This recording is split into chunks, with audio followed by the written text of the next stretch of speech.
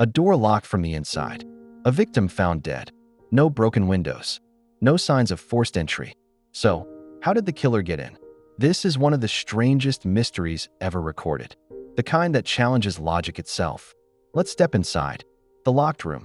It was the morning of March 12, 1948, when the manager of the Riverside Hotel knocked on room 304.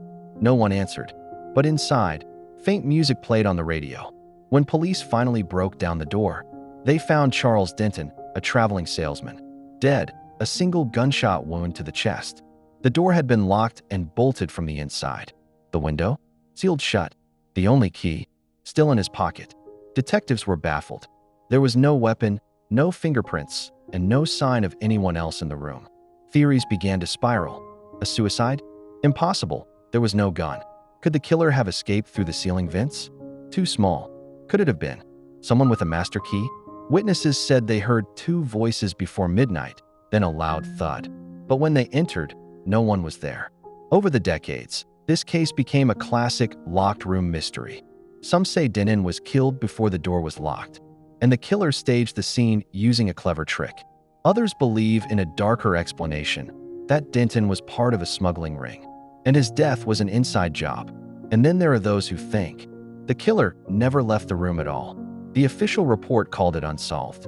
No weapon, no witnesses, just one impossible question that still haunts investigators to this day. For years, room 304 remained untouched, sealed by police tape and silence. Guests whispered about strange noises, a radio playing faintly at night, or the creak of footsteps behind the locked door. But decades later, a new clue would reopen the case and change everything we thought we knew about the locked room mystery. In 1973, a young detective named Eleanor Briggs reviewed the cold case files while digitizing old police records. She noticed something odd.